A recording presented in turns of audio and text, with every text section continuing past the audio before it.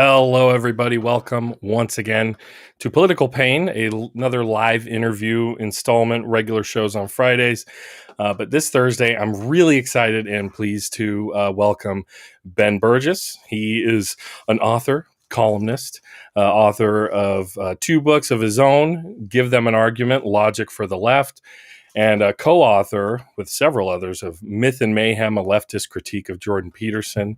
Very cool. And the new book, which he's agreed to come on today to discuss, Canceling Comedians While the World Burns, a critique of the contemporary left. And I should also mention, host of the show, Give Them an Argument, shares the same name as his book. Welcome, Ben. How you doing today? Thanks again for coming on my fledgling channel here. Yeah, no, I'm good. I know it must be good stuff. You've had Jandrew World on here.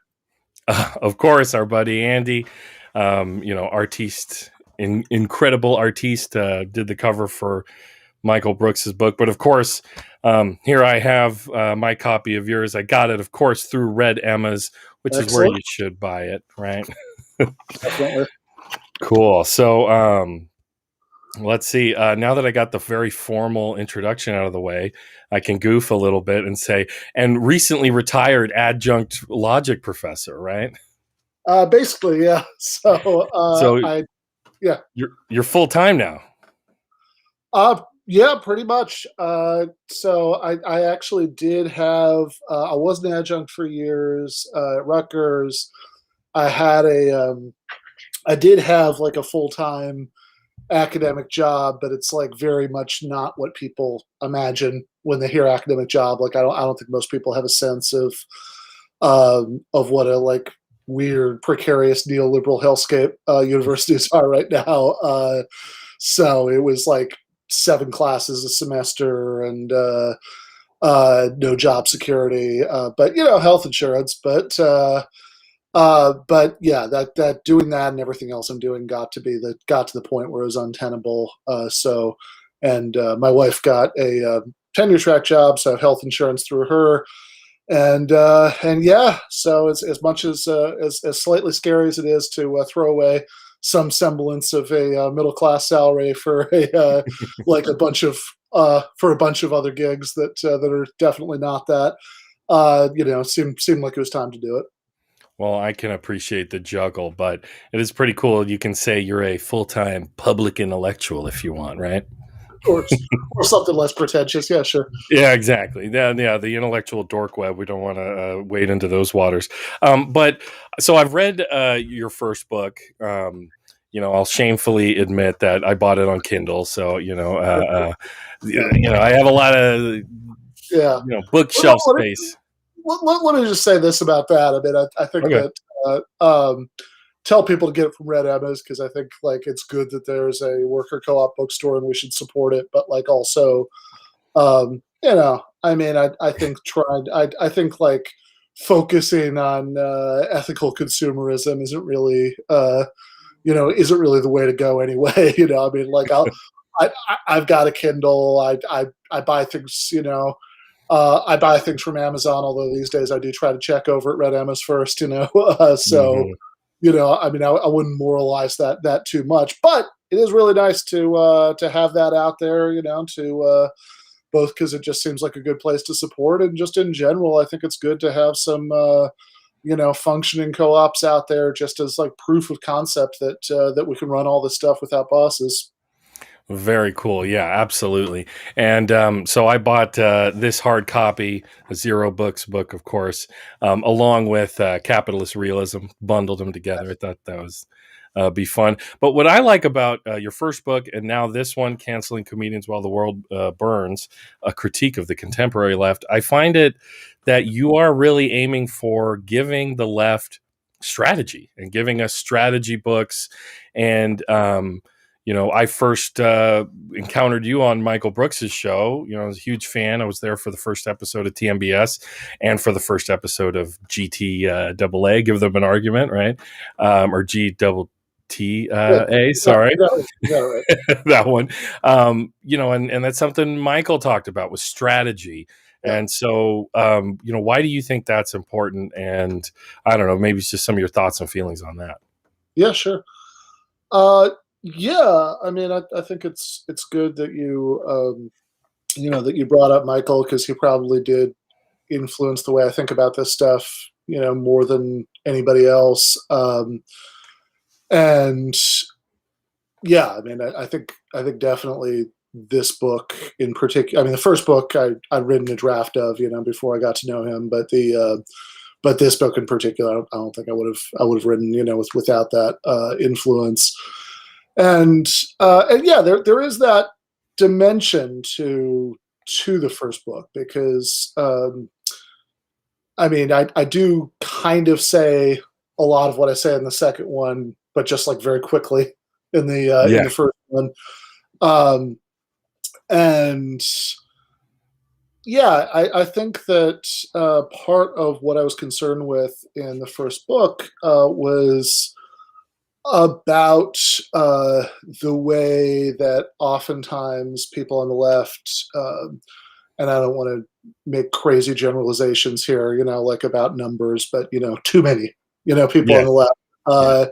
had seemed like they were, just had this kind of instinctive dismissal of uh, sort of studying arguments, breaking arguments down, doing all of that stuff. That, like, because we associate it with people, some of the worst people in the world, and so it's on that level. It's an understandable reaction, and maybe for some other reasons we can get into or not. Like I think that that's something that that I was kind of noticing a lot, like sometimes is sort of half joking, but like you know whatever, the least funny thing you can do to a joke is break down the extent to which there's a like the extent to which it's serious, but it often seemed like it was often half joking but wasn't entirely joking. This sort of rejection of talking about logic, which I always thought was really self-defeating. But part of why I said in the first book that I thought was really self-defeating is that it's something that if you never get around to showing what's wrong with the arguments of the people that you're against, then one problem with that is that persuadable people will get the impression that you just don't have a good response. Mhm. And another problem that I said is that if our only tools for pushing back against people who disagree with us are mockery or moral condemnation, which I mean, I don't reject either of those things categorically, but you know, uh, you know, was on TMBS for a year, Yeah, uh, yeah. so I'm not anti mockery, and Yeah, I there's have some my own Dave Rubin videos and clips and things like that. Yes, I understand. yeah, sure, exactly, right. As we all do. But yeah, both of those things have their place for sure. But one of the things that I said at like the end of the first chapter of the first book is that if these are the only tools that we have for pushing back against people who disagree with us, then when uh, controversies come up on the left, as they have pretty reliably every 15 minutes or so since the French Revolution, then those are the tools that we're going to turn on each other, and that is like deeply ugly and toxic and alienating to the most people who are not immersed in us. That like most people get a glimpse of that, don't like that, and nor should they. Uh, so that's something I said in the first book that I think is definitely, it's not like I don't dwell on it there, but I mean that's definitely part of the stated motivation, and so those concerns are there all along. But I had, again, partially because of working with Michael and being influenced by some of his perspective on this. If you've read Against the Web, like in particular, like the chapter of Against the Web, where he talks about Brett Weinstein and all of that stuff, right? And then leading into the cosmopolitan socialism stuff at the end. He does, again.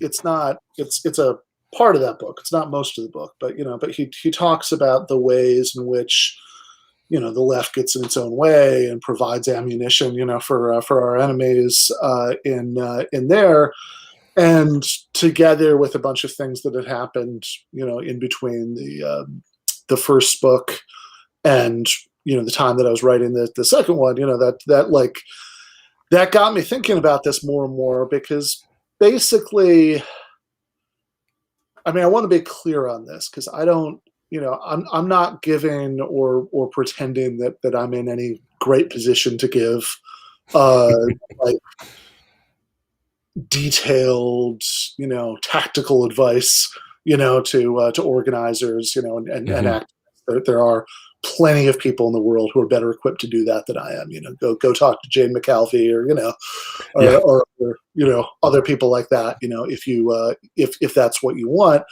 But I'm kind of trying to do something a little bit different in the book, and sort of from a more of a bird's eye view kind of perspective. Say, here are things going on the left among people I basically agree with, that make me worry that we're not even thinking about that stuff as an issue. That we're not really even, like, it's like the last thing on our minds often is, wow, how is it that we can reach out to the great majority of people whose material interests might align with our program, which is most people, but who aren't currently on board? Are the things that we're doing likely to facilitate that, or are the things that we're doing likely to make that much less likely?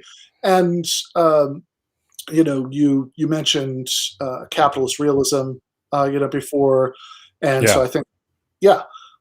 So I was going to say the vampire's castle, or exiting the vampire's castle, weighs heavily. Fisher's essay weighs heavily in on kind of part of this book. You reference it quite a bit, mhm. and I think I get this.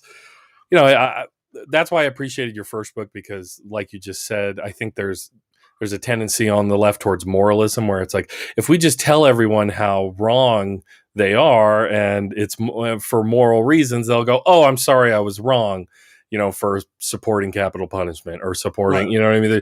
Just pick your issue. But specifically your book, Canceling Comedians While the World Burns, and I want to get to, we'll goof on the right, I'm sure, Yeah, before sure. our time is Sure. up, and their conception of cancel culture. But this is Yeah, really kind that's of an inch. inevitable. Yeah, of course. But your book really is kind of about an intra-left Hmm. canceling, or you call it call out culture. Um, I Yeah. I mean, there's a lot of facets to it. But go ahead and link that to Fisher's Vampire Castle if you want, or however you want to Yeah. talk Well, about it. the reason I brought up, you know, the reason I brought up that you brought up capitalist realism is that I think that what Fisher's talking about in there connects up with what he's talking about in the Vampire Castle essay. For anybody who's not familiar, Fisher wrote this essay in 2013. I think actually in Against the Web, there's like a sort of dark little joke about how it was written in 2013, but it always feels like it was written last week. Yeah. Uh, because the things that he's describing in terms of basically what he's describing is roughly what we think of as call out cancel culture as it plays out within the socialist left. That's more or less what Exiting the Vampire Castle is about. And I think that if you read what he says in there in conjunction with capitalist realism, you maybe get a little bit more of a sense than he maybe makes explicit, in that essay, as much as I love it, of where the problem comes from, or at least one of the big places that the problem comes from. So when he talks about capitalist realism isn't the same as like loving capitalism, or Yeah. thinking, the sort of god awful neoliberal hellscape that we live in is the best of all possible worlds. It's amazing, and Hmm. and we should all embrace it. It's about accepting it so thoroughly you can't really imagine anything else. That Yeah. just thinking that it's like, well, actually, at the very end of the book, in the Bodis essay, a quote from this article. I am blanking on the name of the author, but it was um, it was published in Quillette. It was like a Amazon worker who likes Amazon. Oh no. Uh, yeah. It was, it's exactly what you're imagining. Oh my gosh. Real quick aside, my wife, when we met, she worked for Starbucks, and like on the shelf in Starbucks was a book of this boomer in the green apron with his arms folded, like "How Starbucks Saved My Life" or whatever crazy thing like that. But anyway, same deal. Yeah, exactly. So it was that kind of thing, and I remember that in that essay, actually, it's funny because in the first part of the essay, he talks about how, look, say what you want about Amazon, but I'm lucky to have this job. Provides me a living, all this stuff. But then, like later on in the course of defending Amazon, he says, "Look, I also have a night job or something at this small business, and I have plenty of complaints. It's about that too." It's like, wait. Get out of here. Roll that tape back. Like the Amazon provides you with such a good living that you've also got this other job, that you do at nights. But in the way, one of the things I point out in the book is in the way that he's describing the way that he's making this point in the essay is like, look, okay, there are all these things, but do I have my gripes about Amazon? Sure. I've also got my gripes about this small business where I've got, my second job because the first one won't support me. And the way he puts it, it's like, well, look, sure. If Amazon sucks and working at the small business sucks, then whatever. It's just that's like the implied conclusion is that's just life. Like there's nothing to what are you going to do? That's the range of options. And complaining about it is just like complaining about the weather, right? Maybe it sucks, but it reminds me about the Prop 22 ads that we were inundated with here in California that were just, I have the freedom to work when I want for a low, shitty wage with no benefits at all, right? It's that kind of thing. And that's what I immediately recognized in capitalist realism. I haven't finished it, but it's like, if it's the soup you're swimming in, you don't even know that you're in a soup. Right. This is just nothing can exist. That's why it's easier to imagine the end of the world than the end of capitalism. Yeah, that's Frederick Jameson line. Yeah, totally. Yeah.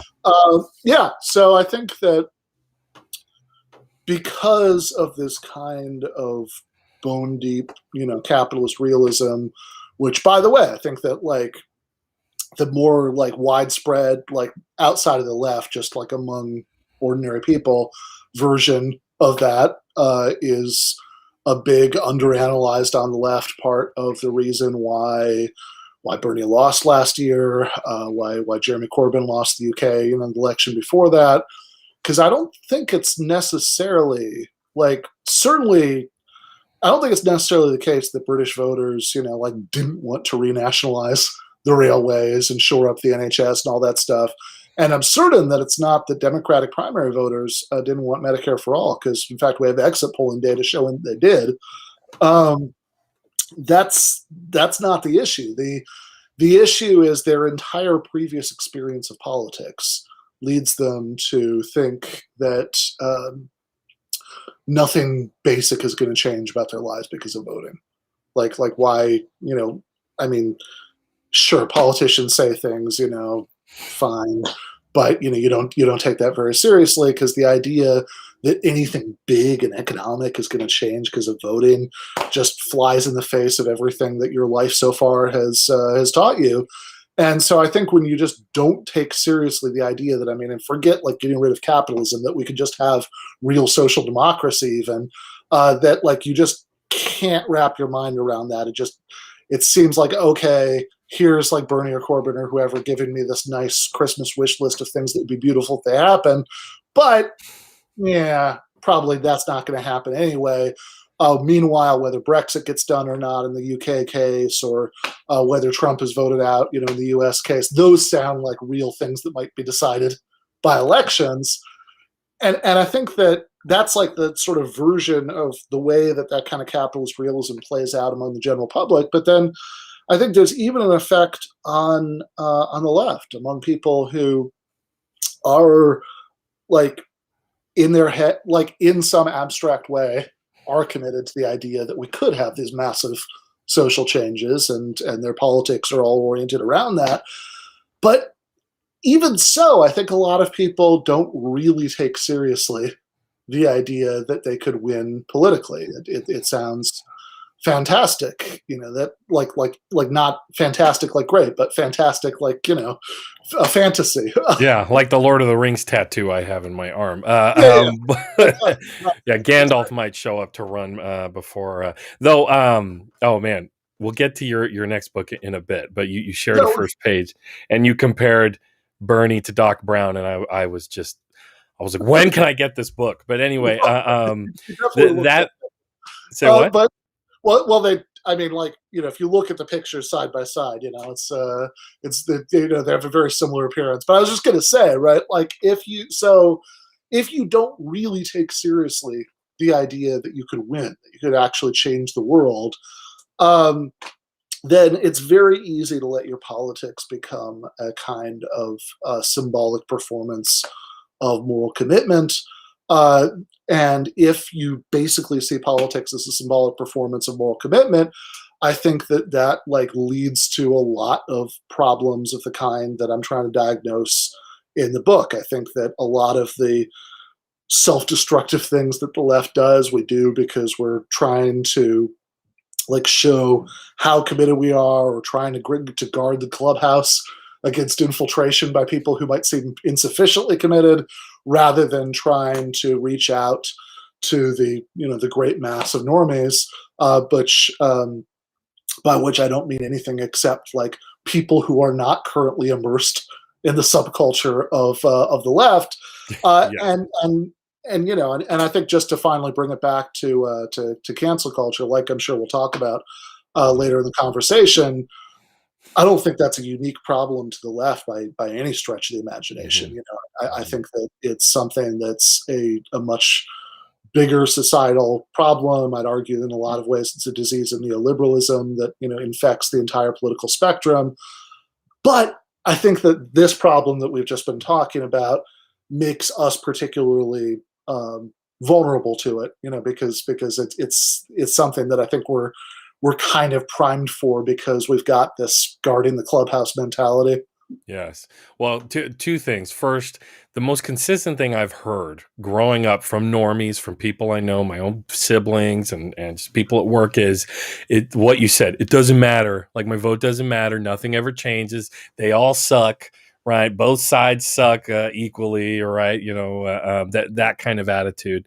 And I think if you do, at least do enough of the heavy lifting to be like, okay, I'm on the left, and pick your fighter, pick your faction or whatever, right?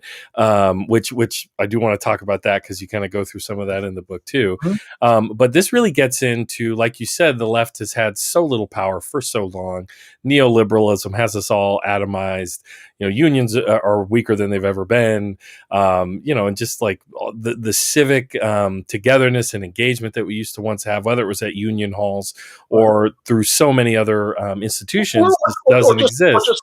Just associational life in general. I mean, this is something that sociologists have been talking about for decades. How like people used to have like bowling leagues and stuff, and now they don't even do that. Right? We're bowling alone. Yeah. And but this gets us into what something that rings in my ears from your book is pathologies of powerlessness, Mm-hmm. especially on the left. Can you explain what that is, and then it really helps us make sense of what we see going on? Yeah. So what I'm referring to as the pathologies of powerlessness is the idea that a lot of what's wrong with the contemporary left is wrong with it because even though things have started to change for the better, and that's still true. I mean, like right now we're still reeling from some very bad defeats that have happened recently. But if you pull back a little bit, wider view, things are. I mean, look, I'll put on my old man hat here and say that, like, I remember what it was like. I remember what it was like to be a leftist in like 2002. Right, like I was 22 years old in 2002. Mm-hmm. I remember what that was like, and yeah, relative to how things were, like a year and a half ago. We have like suffered some very real defeats, but things Yeah. are like unfathomably better, right? Than they were in 2002 or 1996 or anything like that. Like there are like if you if you told like there was a so recently in American history, if you told somebody you were a socialist, like they'd be like, what? Like, Yeah. okay, right? Like, Yeah. I it was mean, it yeah. reminds me of on and like I said, we'll get to the book you're working on now, which is about Christopher Hitchens. But because he identified as a socialist, there was that guy on C-SPAN who every time he went on, be like, "Are you still a socialist?" Right? Because it was so wacky and crazy that you would dare, in the age of Thatcher and Reagan, even deign to call yourself such a thing, right? Oh, totally. I mean, like, there's that clip that I remember Michael played on TBS of one of those old C-SPAN appearances Yeah. where some woman calls and she was like, "I don't know about this Christopher Hitchens. He seems way too liberal." And he's like, "Madame, you have insulted me more than you know." Yeah. Yes. So, and that's so you're 22 during the invasion of Iraq, right?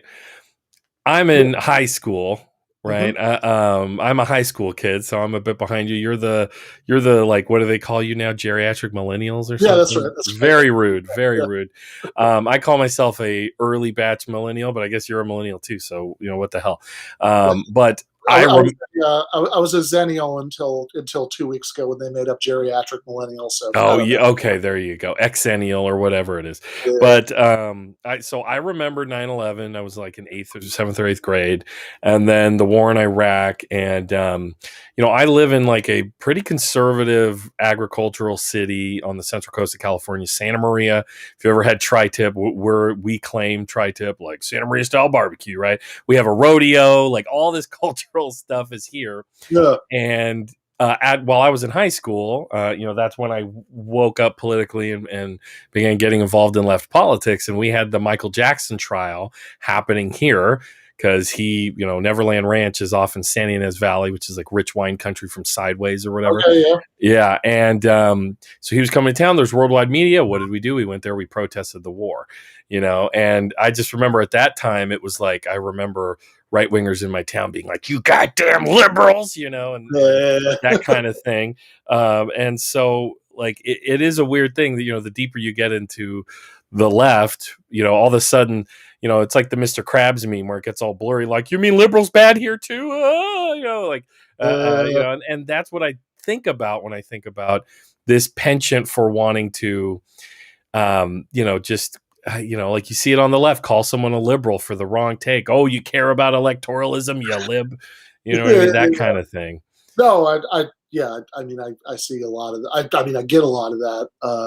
Although it's also, I mean, I don't want to do like I don't want to do like a left analog of the way that, well, I mean, to go back to how old I am, I remember, uh, God, I had like a Republican housemate who used to watch Bill O'Reilly all the time. And I remember O'Reilly would do this thing where he'd have like one like email from like a viewer who was mad at him from, from the left, and one who was mad at him for the right. He would like establish how balanced and good he was. Of course. So I don't want to do that, thing here.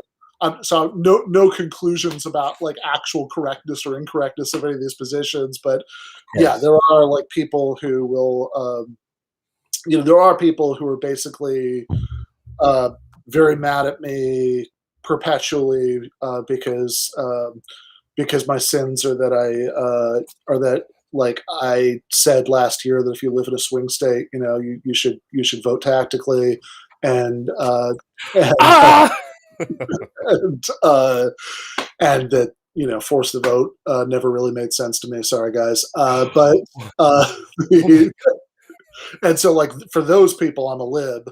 But then there's like this whole other group of people who are mad at me for like a bunch of other takes, for whom I'm like, I don't know, probably like a secret Trump supporter who wants a red-brown alliance or something like that, which is buddy. Yeah. So but I did just want to say, like just wrapping up the point about the pathologies of powerlessness, that yes. okay, things are much better than they were. the doors of political possibility, I don't want to say have swung open, but they've at least opened a significant crack compared to where they were, for some sort of agenda that's actually the left of liberalism. There are possibilities now that there didn't used to be, but I think we've got a ton of bad habits that are left over from a point in time, which I all too vividly remember when anything to the left of liberalism was just like subculture fringe stuff that like had no interaction with real world politics. And under those circumstances, it's very easy to, again, see politics as a kind of symbolic moral commitment of your opposition, taking a stand against the many very real injustices around you, rather than actually trying to change the concrete world.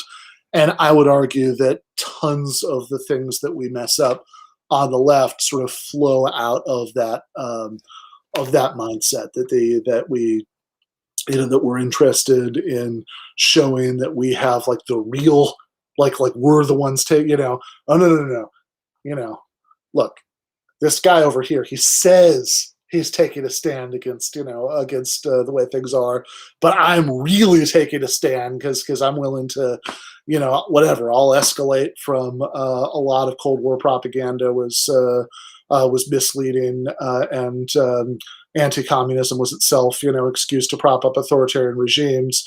That's not quite spicy enough, so I'll escalate to like Comrade Stalin did nothing wrong. Yeah.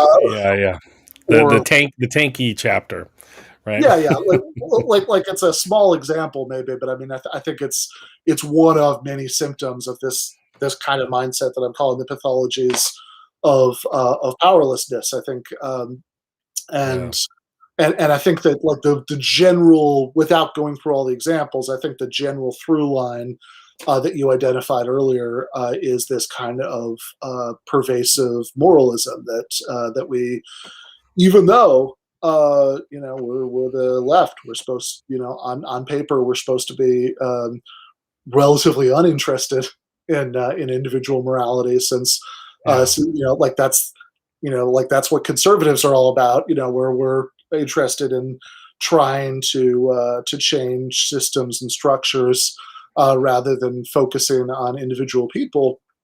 But in practice, we're not, right? Like very often we are concerned with nothing but the level of individual morality and sort of trying to peer into people's souls, and I think that a lot of the things that we get wrong come out of that. Yeah, and I think what that makes me think about is if you're kind of going from that moralistic place, then well, since we're the left and we're the good guys, it's okay when we do it, right? And we can pile on, and it's also. May I read an excerpt from your book? Actually, that's it. Very cool. This is from the Genealogy of Left Moralism, page 92, paragraph 2. But you say this is the Lady Bird response, which I found really interesting. Right, in the 2017 movie Lady Bird, the title character, teenage Christine Lady Bird McPherson, has a fight with her boyfriend. This is so great. The boyfriend is a Chomsky reading leftist. When Christine starts to complain about how he's handled their relationship, he icily tells her that 1 million people died in Iraq. Her response is that more than one thing can be bad. When censorious Twitter mobs gang up on someone for a tweet taken out of context and people spew all sorts of toxic nonsense like the victim, the fact that vastly worse things are going on in the world isn't a good enough reason not to tell everyone to knock it off. Even if the only reason to tell them to stop is that they're being cruel and people shouldn't treat each other that way, even when nothing much material is at stake, that's a good enough reason to do so. More than one thing can be bad.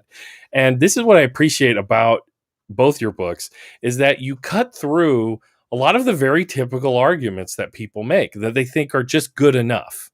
You know what I mean? Like, oh, you're going to care about whatever, Louis C.K. jerking off in front of people when, what about Honduras? What about Syria? But at the end of the day, like you said, we can care about these things, right? Yeah, for sure. And so that's and then also a very good movie, doesn't get enough love, but still haven't seen it. I need to see it. Yeah. But yeah, a little bit like Linklater's Boyhood, but like not 7 hours long or whatever like that was. Uh, so, but in any case, yeah, I mean, so that's one thing, right? Like, I think that Mhm. like just in principle, just on a human level, this is a bad way to treat each other, and that would be a good enough reason to cut it out.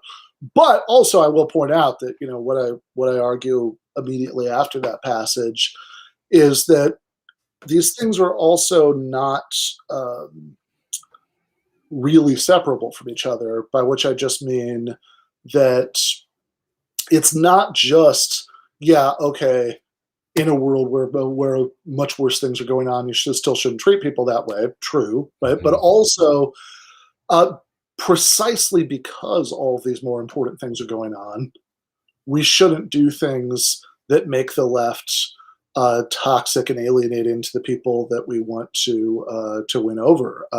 Precisely because, like what I say in the book is that there's a certain kind of line of response to a lot of the things I'm criticizing in the book, not just the sort of cancel culture stuff, but also, um, but like a lot of the different left pathologies that are criticized in the book, there's a way of responding to it that I know pretty well because for a long time it's pretty much what I told myself, which goes something like this: Okay, all of this shit is annoying. Granted, I don't like it, but how big a deal is it? We live in a world where Amazon warehouses exist, where police violence and murder exists, where imperialist wars exist. Ocean's full of plastic. Yeah, yeah, all that stuff, right? Yeah. Like this just doesn't rate. So yeah, it's annoying. I don't like it, but like I'm not gonna worry about it too much. Mhm. And I still think that that's a good response to people who respond to all the stuff being criticized in the book by saying, like, doing the Dave Rubin, right? Saying like, oh, therefore I'm gonna like leave the left and I'll be a conservative, Yeah. right? Yeah. Like if Yeah. that's your response, if that's what you're saying, then what I just recited is like actually still a correct response to that. Yeah. But the reason that I don't think that it's a good response to people who actually are still on the left, who raise all of these problems with so many of the things about the way the left operates, uh, is one, the Lady Bird point, that you just read, but Mhm. two, that precisely because Amazon warehouses exist and we have oceans full of plastic and we have police violence and imperialist wars and all these things, we need to build a effective left, and all of this stuff makes the left ineffective. So that, to Mhm. my mind, is the most important reason to critique it. It makes it look like no fun at all. It Yeah, which really most people don't want to have anything to do with. Like exactly, you know, exactly. we get into this like weird moralistic thing where we're like, well, I mean, if anybody's alienated because of anything that's not objectively, the most important thing, then that means they're a bad person because why aren't they prioritizing this other stuff? It's like, okay, maybe. Although also, I think there are lots of understandable reasons why many people um, just don't have that much time and headspace for politics. And like, if the minute that like we've got their attention, like we present ourselves in a way that they don't like, then Mhm. that's it. That was our minute. And, Yep. and That was it. yeah, exactly. And um, but I think the real issue is, look, who do you want? Like, what do you think realistically most human beings, including most human beings whose material interests should align themselves to that program, who do you think that they're going to want to spend more time with? People who present themselves as overgrown hall monitors, who seem to devote their lives to sort of monitoring each other, to find infractions they can denounce one another for, or people who seem like they might actually be interesting and smart and fun to hang out with. I mean, what's the more I mean, I'll just do. I mean, I don't want to fall into sort of reducing down like real left politics to like media personalities. I think generally that's a mistake. But like, let's just do it for a minute. Okay. Like, yeah, you Yeah. know. what's the version of the left that you think is going to get more people, in your corner? Is it going to be Jimmy Dore, red-faced, screaming into the camera about how people are sellouts? Or is it going to be Michael Brooks making people damn near piss themselves with laughter about Nation of Islam Obama, and then transitioning from there to like a graduate seminar level of nuance about the Middle East or something with Gene Bajalan? Yeah, and that's the thing. It's like I like to do that here on my channel. Like I do impressions at the end of my show. A couple weeks ago, I was reading the lyrics of WAP in a Noam Chomsky voice. You know what I mean? Just like fuck around and have fun, because it doesn't seem like any goddamn fun at all. Right. When it, like you said, it's not just hall monitor stuff. It's also it seems like the people like are ready to put a scarlet letter on you. You know what I mean? Like I have a friend who, a couple like anecdotes. I have one friend who he's like, he went libertarian for a while, and then he came to his senses a little bit, and then he just calls himself a centrist, and he's just terrified. He's like terrified of everybody. He will not go on Twitter. He's literally just, I say Twitter and I see his shoulders come up and like his blood pressure like spikes, and he's just like, I can't, because of just this perception of it. And then the other thing is, and I very much on my channel, I talk about my wife like I'm Columbo, my wife always says, and I just kind of like talk about her that way. But like she has my politics, she might not be full on like, oh, I'm a socialist, or I'm a, she doesn't. She's like, I got to go to work. She doesn't have the time for that. Right. And then when I'm trying to explain to her, I'm like, oh, I'm so worked up about it. She's like, what are you so mad? Why are you worked up about? Oh, you got to understand whatever, force the vote, whatever it could be. And she'll just say, this shit sounds stupid. Like it just sounds really dumb and pointless. But also about some of the, frankly, the hyper woke stuff. And I'm not, and I don't mean that pejoratively. I mean, I know it's a charged word, and I don't want to, I do want to just interject one thing about that, because I think this is like a revealing thing, because what you just did when you were like, look, I'm not, like you're sort of backing up mid sentence. Yeah. I've done that, right? Like you can probably find me doing that on YouTube a bunch of times, because if you've been sort of trained, if you've been trained well enough to know how those sorts of comments get read and interpreted in intra-left context, you start doing that, right? You just start like, look, I'm not saying, right, which, and it's like shock therapy. Oh, but it's funny because my wife, she's first generation Mexican American, and like I'll tell her about some of like the odd like minutia going on in or I don't know, like the term Latinx, right? And she'll just be like, like this stuff, like she's not in the 0.01% of Latinx people who like the term Latinx. Yeah. And it's just like, to speak Spanish, you have to speak. I'm taking classes on it. You have to speak in a gendered way. Certain words are feminine, certain words are masculine, and all that stuff. All the languages to take a run at degendering, that might not be the one to start with, but and like I have nothing but respect for non-binary, transgendered people, trans rights or human rights. I mean, you could say all the things, and that's what I believe and how I feel. But like you said, building a mass movement through solidarity. I mean, you can have that with trans people, but at the same time, I think that's how Natalie ContraPoints got in trouble in a way, was discussing that very thing. And I appreciated your interview with her about that. Yeah, absolutely. I mean, actually, the two times that Natalie got, well, I'm sure they're not the only two times Natalie got in trouble, but the two times I talk about, that she was the subject of a lot of pile-ons, and and people trying to get other people to distance themselves from her. And during the second one of these, I joined her Patreon and posted about it as a gesture of solidarity, and like I got there like, Ben, this is not a good time to be publicly supporting this person. No. And so one of those times was she was tweeting about the custom of the sort of ritual that you sometimes get in like lefty, political meetings now of everybody going around and saying their pronouns at the beginning.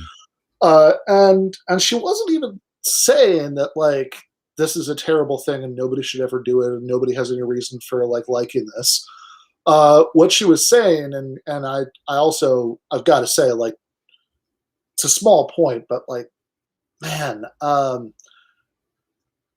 like a Twitter is not a medium that lends itself to spending like a day thinking about it before you press send. It's a medium that lends itself to having the thought flits through your head. You're like, oh, that would be a tweet.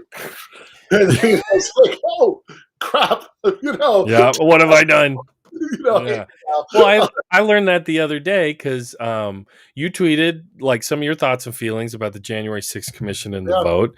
And then I tweeted like, I love yeah. Ben, I love his show, but I disagree. I Here's disagree why. with this. Here's why I think Yeah. so.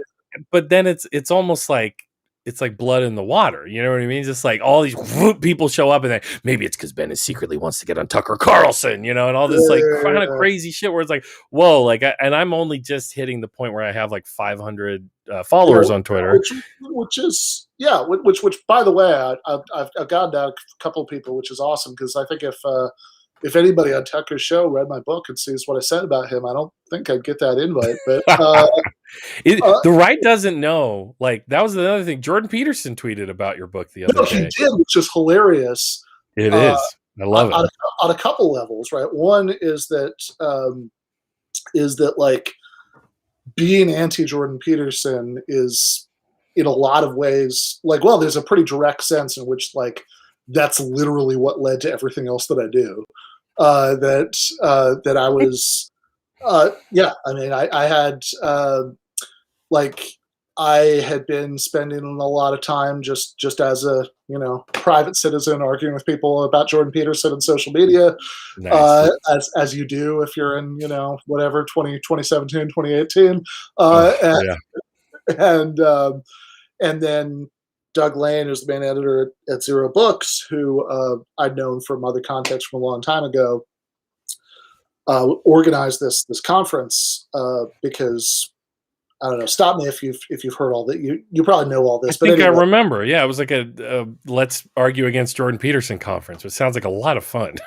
Yeah. So I had like I'd been kind of like maybe already dipping a toe of like doing some like quasi-political stuff of that sort of nature, like public stuff. Like I'd done like a couple of years before that, a few years before that, I went to like an academic conference in Cuba and I did had like an academic paper, but like about socialism and stuff, and I had so like I saw Doug do this, and because I had been spending all this time arguing with people on social media, I was like, oh hey, I'd like to do that, and so I told him I submitted something to your conference, and he was like, oh cool, check it out. Also, I was I've been thinking about it, this job, editing for Zero Books, how do you feel about writing a book for us? And that's what led to that. And, and that's where I met Michael and, et cetera. So, yeah. Argue against Jordan Peterson has been a massive through line in everything that I've done in public political work. So that's one reason it's funny. The other reason it's funny is that basically there was a review in Quillette, which is a publication that has like, its dominant editorial politics is like sort of center right, very culture war focused kind of stuff. Specifically like it's like the IDW. Yeah, it's like IDW kind of thing, yeah. right? Yeah. But there are a range of people who write for them. This review, I was actually kind of dreading it when I saw there was a review there, because I say some unkind things about them in the book. Did it get that far in the book? Go ahead. Yeah, it comes at the end, but actually at the very end. But I said some unkind things about the magazine in the book, and so I saw there was a review there. I was like, all right, let's check it out. Let's get the damage. All right. But then it was a pretty nice review. Like the guy who wrote it, I mean, I don't know exactly what his politics are. I think there are some hints in the review that he's not like a one of us, but I think that but it was like a pretty nice review. I think he got what I was doing with it, and he ignored the stuff that I said about Quillette. And so then Jordan Peterson possibly reads the review. I'm actually not sure if he did or not. I kind of think maybe he didn't, but maybe he read the review. He definitely read the tweet because he quote tweeted it. He definitely did not read the book because the book has like 3 pages that are about him, and they're not nice. No. What did he say too? He's like, it's going to take the best among the left to do that. Or what did he? I can't remember what he said. It's something like I might not be getting this word for word, but it was something like only the best of the left can save us from the worst of the left. The clock is ticking. That was it. Oh, the lobster clock on your channel. Yeah, exactly. So J. Andrew World, we mentioned earlier, did the cover for against the web, and who does all the artwork for Give Them an Argument. If you've ever thought that it looks nice, that is because of Andy. He did the drawing of me for the opening of my show. I hit him up for that because I love his style. Yeah. When I saw this, of course, I'm not going to let this go to waste. So I quote tweeted it with the screenshots for the pages of the book about him and said, I appreciate the compliment. I think we might disagree on more than he realizes. If he ever wants to come, chat with me about these disagreements, I'd be into it. And since then Andy made this image for our show, the lobster clock, for the number of days that he's ignored that invitation, which I don't understand why. Because if I'm the best of the left, he should be willing to have a good faith debate about our differences. But in any case, so yeah, Natalie Wynn, she talked about this ritual that people do where they say their pronouns. She had not, which I think some people, especially non-binary or non-passing trans people, have reasons to like that, right? Which I think she acknowledges. But she said, "Look, my experience is different, and I'm not wild about it. I don't like it." And she's usually obviously the only non-cis person in a room. Exactly. So like she says, like, look, I'm in a what's going on here? I can go to a sports bar in North Carolina and be missed and mammed all night with no problem and no issue. And I'm not like called attention to in any way. But then like I go to like a lefty meeting and it's obviously like 20 cis people and me, she says, and everybody's going around saying their pronouns, and she can kind of feel everybody like, like turning, because she's the only trans person there. It's like, it makes her feel a little uncomfortable. She's not crazy about it. That was the tweet, which was like a pretty innocuous tweet. She didn't say nobody should ever do this again. She didn't, whatever. By the way, I said earlier, I don't have detailed tactical advice. On this particular issue, I do have some detailed tactical advice. You want it? Okay. I think that there are people who have good reasons to want their pronouns to be out there, and like we just talked about. I think there are other people who, for the reason Natalie mentioned, or for various other reasons, maybe they're like trying to figure out what they think. Like maybe they're struggling with their own identity. That especially we were talking about very young people. Who knows, right?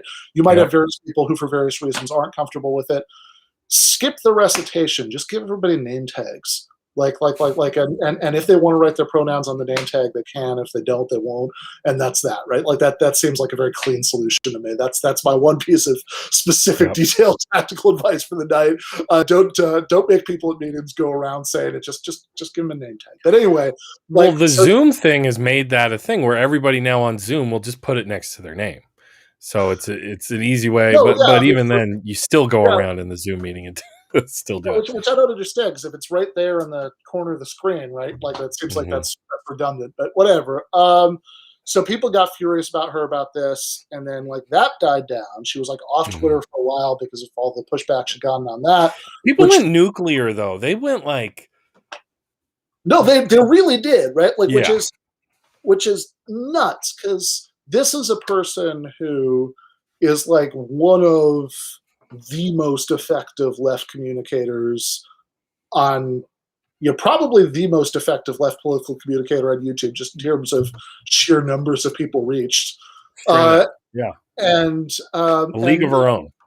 Exactly, right? So like it should take a lot. Like honestly, I think that like what it should actually take to get you to like disown and denounce Natalie Wynn, like the bar should be set pretty high. But and somehow it's set at like nothing. But like so like people went nuclear about that. When that had finally died down, there was a second thing where basically she did a video where she gave about 3 seconds of voice work to Buck Angel. He was reading a quote from John Waters,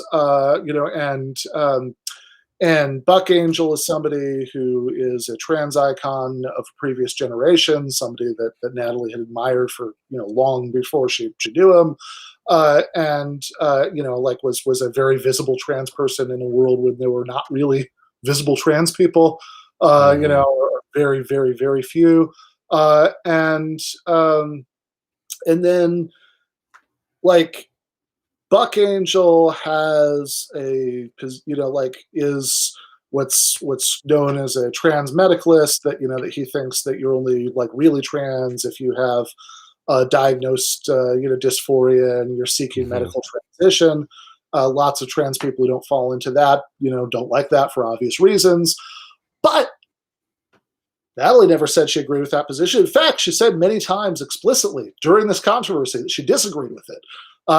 She was very on record about this. She had, long before this controversy, she'd done multiple videos like arguing that yes, non-binary or gender identities are a real thing and you should take them seriously.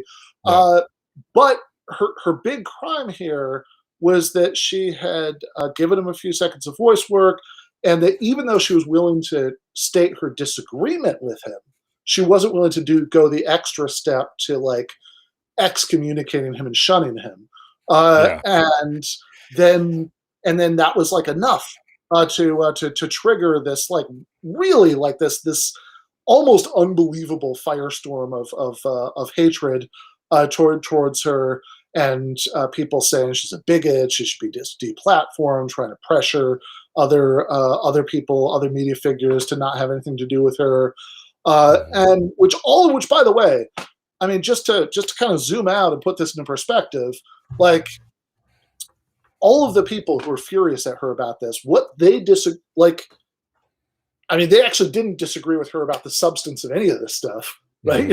And even it was like a guilt by association. Yeah, it's pure guilt by association, and it's also like just like, okay, we live in a country where I don't know the numbers, but it's like we've got like half the population that has really, really bad views on stuff like this. Certain states, and like to bring it back to comedians, Chappelle made that joke, like, be quiet. You can't even get a bathroom in this for the next 3 states or whatever. Like that's right. Yeah, exactly. So but it seems like, well, if your goal is to reach out, is to convince as many people as possible to have better positions on this stuff, this is pretty counterproductive behavior. And what I was going to say earlier, when you were doing the "look, I'm not saying" thing, is I totally understand why you're doing that. I've done that, many times.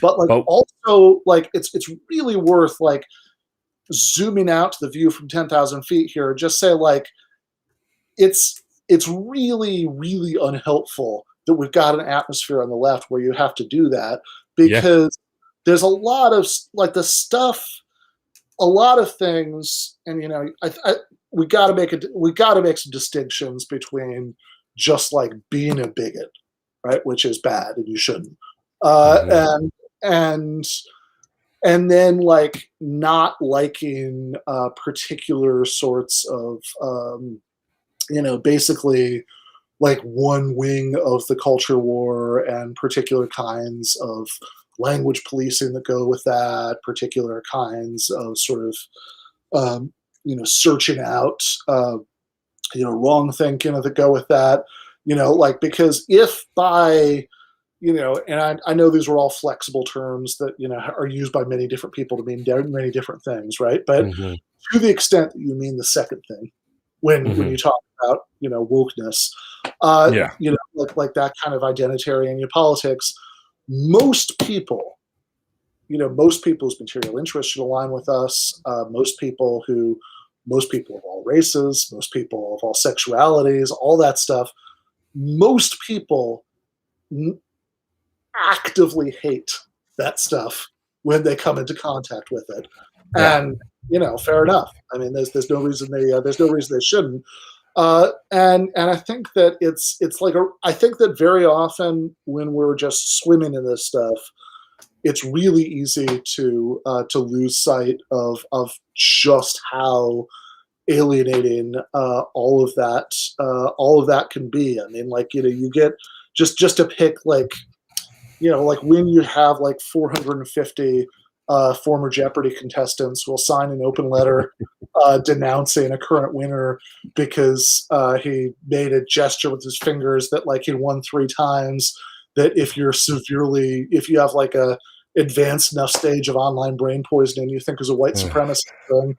Like, Well, there was a guy, like a PG&E employee, who was driving home cracking his knuckles, and somebody got a photo of him, and they're like, it's the white power sign, But at the same time, you do have white supremacists throwing up the sign very clearly, well, no, knowing what they're doing. So, well, of but course, that was their whole point, was because at to, this point they're messing with us. Like, they yeah, know.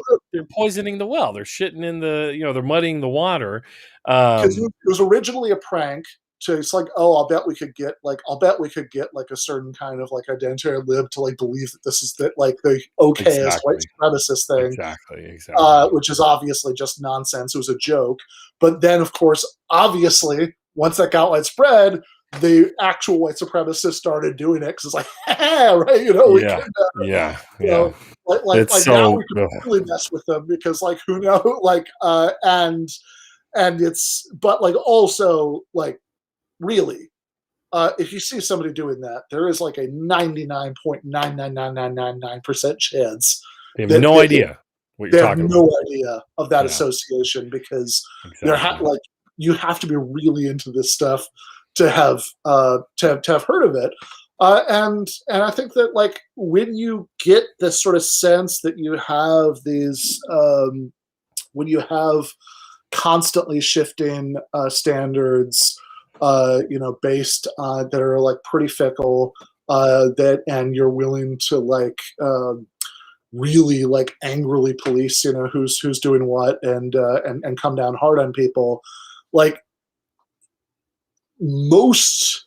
I'm just going to say the same thing, and, one more time, just for, once more with feeling, like, it's relatively rare, right, that somebody isn't, like, bothered by that. Like, if you're not, if you're Yeah, not an especially political person, which most people are not, like most people, like, we're weird, right? We're yeah, strange because we spend all yep, of our time thinking about this stuff. Uh, yes, and but the much more normal thing is for people to, they don't, it's not that, like, they never think about politics. They do a little bit. They have mhm, issues come onto their radar. They have political, impulses. They have political reactions to things, but, they're a little all over the place because they don't, like, obsessively think about it like all of us do. uh, mhm, mhm, and and if you're in that category, more than likely your reaction to your reaction to seeing people, be, like, have their career destroyed because 10 years ago, they, like, you tweeted something that was like a little bit of an edgy joke, but not that bad 10 years ago. yeah, Like most people's reaction to that is going to be, oh, gross. I want nothing to do with that. yeah, yeah, yeah, yeah. And I think we can do a little intellectual triage and kind of understand, like, Yeah. like, there are certain people who are going to weather that storm. Like Right. Natalie can weather the storm. She's got enough Patreon followers and all that stuff. But, like, and when you have this pathology of powerlessness, as you've talked about, like that, and you said you're so used to not having power. I do have power within my local leftist group, my local community. I've seen it here locally, where I know people who are longtime, in this conservative town, the longtime left wing people who everybody knows, like, oh, that, they were at all the protests back when I was young and protesting the war, and they were at the pride, the against Prop 8 when they're trying to ban gay marriage. They've been there consistently, and now in this latest iteration, it's like, hey, like, you're being a white savior right now. Like, shut up and sit in the back. And they're just like, what happened? Like they feel totally alienated by this stuff. And it's like, I'm sorry. I'm reminded of Cornel West when asked about Bernie Sanders. He said, "Brother Bernie doesn't know all the buzzwords," and it's like they don't know the lingo that's coming out of whatever college or group right now, and people totally, I believe, in a lot of cases overreact, and I mean, public shaming, like, it's an effective tool for like hunter gatherers in loose bands of like 50 to 150 Dunbar's number. But if like you're trying to mobilize within a society, a political movement, it doesn't make any sense at all. And I've even heard that kind of naturalistic argument, like, hey, hunter gatherers do shaming when somebody's not acting right and hoarding food. And it's like, okay, but this ain't that right now. You know what I mean? No, it's not. I should also say there's like a kind of argument that people often give that's like, oh, look, every society has norms, and that like there are always going to be taboos. There's always going to be some sort of like informal social enforcement, of taboos. So what are you talking about, right? Like this is just universal stuff, and I'm sure to some extent that's true, right? I mean, there are always, lines that people will be pissed off if you cross in any context. But I think that,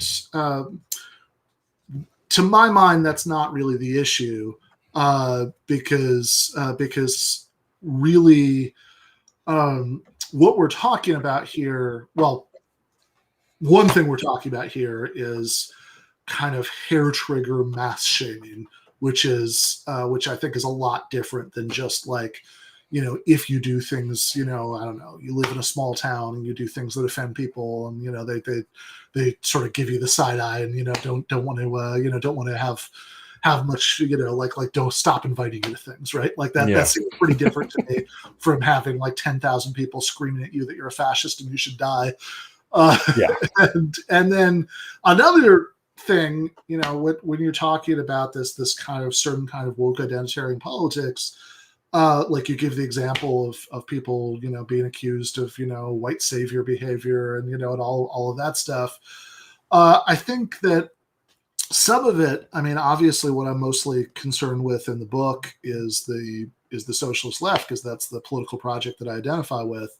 But I think that there is a version of a lot of the same kind of, pathologies of powerlessness that plays out on a way bigger scale than the socialist left. That if you just think about the way that progressive political energy in general, ends up getting diverted into weird symbolic displays, like. I mean, thinking about the way that like last year we had this unprecedented wave of protests and riots after the murder of George Floyd, and you'd think that, man, we could have gotten some pretty real police reforms out of that. We did not. What we did get was we got a lot of a lot of like corporate, like HR training kind of people, like made a lot of bank out of it. Like they did really well. Robin DiAngelo's a household name. Yeah, Robin DiAngelo's a household name. Yeah. Which Black squares on Instagram. Sorry. Yeah, no, exactly. Black squares on Instagram. That's what we got out of it. What we got out of it was like God knows how many thousands of statues coming down, and look, I don't think you should have like statues of 19th century supervillains. If you've got a statue of Robert E. Lee in your town, take a minute and take care of that. I'm in favor of that. But also, I think it's pretty telling that after all of the really bad statues came down, people started like trying to get like gray area statues taken down, and then like it got into like things that aren't even gray area that are like statues of people who are actually pretty good, but like, we're still doing statues. So we kind of got to come up with like, well, okay, but then they said this, then they did that, right? Yeah. Like let's take that down. And then you get to stuff like, my mother got really into birding in her retirement, and she tells me that there's like a move to, I remember her telling me last summer there was a move to change the name of like some kind of warbler that's named after a Confederate. And it's like, I guess, okay. But this is getting like pretty distant from like anything that has to do with like actually concretely changing the way that policing works. And I think that what's going on there is, and also in more insidious manifestations, like spending your time like getting really, really angry at the person who is like basically just wants to help, and accusing them of being a white savior or whatever, or doing like kind of doing those in-group denunciations, or just calling them a lib or a boomer or whatever. Yeah, totally. Get out of here, lib. It makes you feel good. It makes you feel like you have a very radical stand against the prevailing order. Or like, like Marie Sisko last summer had she's a theater producer in New York. She had like as her contribution to the post George Floyd moment, she created a open source like Google spreadsheet of theater producers who hadn't made some sort of statement of support for the protests. Making lists. Yeah, this is literally an open source denunciation list. If you don't think that's going to get abused, I don't know what to tell you. And yeah, I mean, Adolph Reed, who's been writing, about, like is, I mean, first of all, I mean, if we're going to play this game, is a black man who grew up in the Jim Crow South, so I'm fairly certain that he knows that racism exists, and has been writing about the history of racism and racial disparities and sort of class dynamics, of movements against those things for a very, very, very long time. Was disinvited from giving a speech by New York City DSA, which is, by the way, I say this with love, I'm a member of this organization, but like, I used to live in New Jersey. I met a lot of members of New York DSA. I'm going to shock you here and say most of them are white, right? And what? I'm full disclosure. I say that because I'm a journalist. I'm in DSA as well. And very white. Yeah, it's a very white organization, right? We're both the white DSA bros, stereotypes ourselves. So yeah. Yeah, no, I mean, lots of people look exactly like me, and and me. Like, yeah, let's be real. Yeah, for sure. Yeah. So, and because he was giving it was middle of the pandemic, so it's on Zoom, but like. But he was good giving a presentation critiquing what he calls, racial disparity ideology, which is sort of focusing on his example was about COVID deaths, on racial disparities in COVID deaths in a way that sort of missed the fact or obscures the fact that by far, right, 99.99% of the reason there are racial disparities in COVID deaths is there are racial disparities in poverty. You're more likely to die of COVID if you're poor for many obvious reasons. And he and he was and so he wrote an article about this. You can read in Common Dreams, and he was going to give a talk version, DSA, that where he says that kind of this ideological approach of focusing on the racial disparities per se, abstracting them away from like the economic reality of what's going on there. He thinks is bad for a couple different reasons. One is it's not, if you frame it as, like the sort of overriding ontological issue is race, you're not building as effective a coalition as you could, because because this is something that like all of the issues there should be things that are uniting people from lots of different backgrounds reflected by these economic conditions. And also, by the way, he says that a big part of his concern there was about the return of racial medicine, the idea that like the sort of suggestion that you'd often get in discussions of this stuff that it was that like, oh, maybe there's like some biological factor here leading to these divergences in the statistics, which is something that he's very attuned to, because look, I mean, race certainly as a biological category is silly made up bullshit. There's no such thing. And this is really could be really dangerous and reactionary to sort of like give new life to this idea that oh, maybe there is something biological going on there in the context of these medical discussions. Which, by the way, I've got to say, a little bit of a tangent, but like just yesterday we got a perfect illustration of Reed's point about why this stuff could be so dangerous and reactionary to sort of legitimize the sort of crude biological version of racial essentialism. As the NFL just had a huge settlement against former players. I saw you share that. That was mind blowing. Yeah, because they had in the settlement, they had to pay out a bunch of money, and they had to agree that they would stop doing something called race norming, which is that really quick. That sounds like something they came up with on 4chan. It does. Like race norming. What the fuck? It's like race norming. What's that? Which is the practice of when like former players have brain damage, like a massive percentage of former football players do. Yes.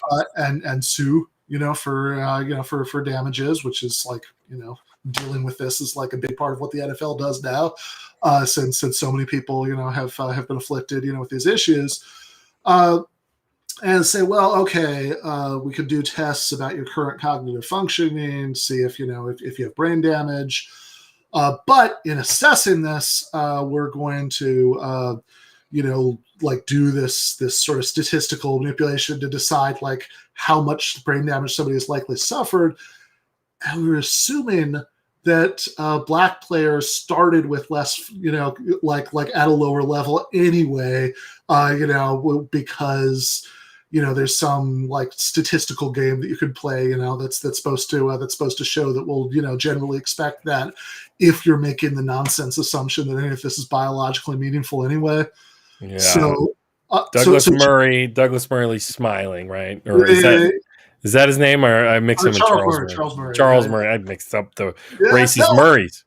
Yeah, right. But exactly, like it's Charles Murray shit. It's like it's like basically in a very like sort of I'm sure this is all stuff that like you would have had to like go through, and probably the people who are suing them had to go through all sorts of fine print in their documents with the NFL to find. But like basically they were doing phrenology, right? Like that's it's like oh, this is an African brain, race science. Yeah, they were doing exactly. Thomas Jefferson pulling science out of their ass. So I know it's getting late where you are, and I don't want to keep you forever, but I do have one last thing, and I want to try to tie together three different. Oh, sure. Right? So before you do your last question, just okay. Just let me say, like the point is just that when you look at the way that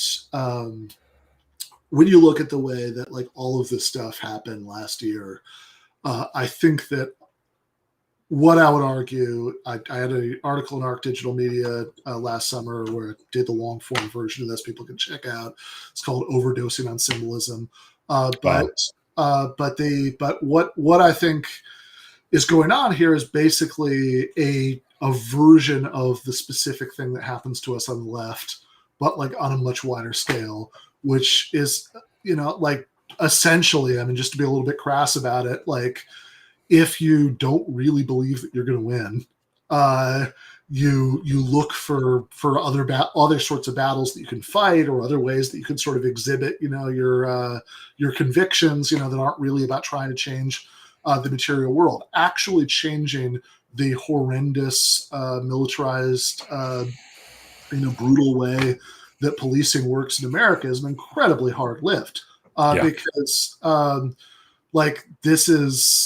these are policies that go back, for several decades, longer than that. But I think even in terms of specific ways that's gotten worse, right? These are policies that go back for several decades. I would argue that basically there was a point in the 70s when we could have expanded, the Great Society, the welfare state, and ameliorated some of the social ills that come out of poverty that way.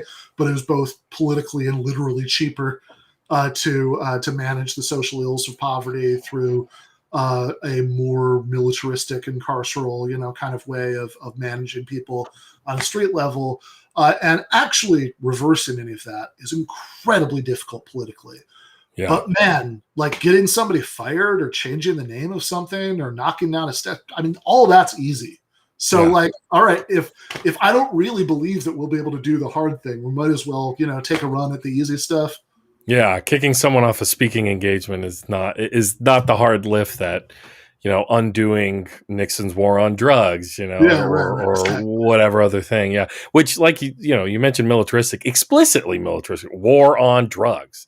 So I want to try to tie all these things together. So I remember listening to Adolph Reed. It might have been on your show, or elsewhere, where and talk about just a mind-blowing guy to listen to, and his son, of course, Toure, is amazing as well. But I came to really become a leftist rather than just a liberal by leaving behind New Atheism. I was really tied up in New Atheism, and that's how I discovered Michael, was literally just putting Sam Harris criticism into YouTube and finding Michael, and then just being like, oh my God, all the bullshit I knew was there is now explained so concisely. Neanderthal DNA anymore. Yeah, you can't even talk about Neanderthal DNA anymore. But just doing it with humor, being disarming in that way, it was tremendously good for me. And doing impressions, I love impressions, so that was that just clicked in with me. But so I came from that world. So I'm still, of course, you never stop being an atheist, I guess, unless you have one of those weird deathbed conversions, right? But so when I heard Adolph Reed say, the standard liberal narrative of slavery, for example, is not was an outcome of capitalism, that race itself is an invention of capitalists to enforce their completely free labor force, but rather calling it the original sin of the United States. He said, now we're in religious territory. And this is what reminds me of cancel culture. There is a type of a scarlet lettering thing, intra-left cancel culture. There's a part of it, it's just part of the greater culture wars. You know what I mean?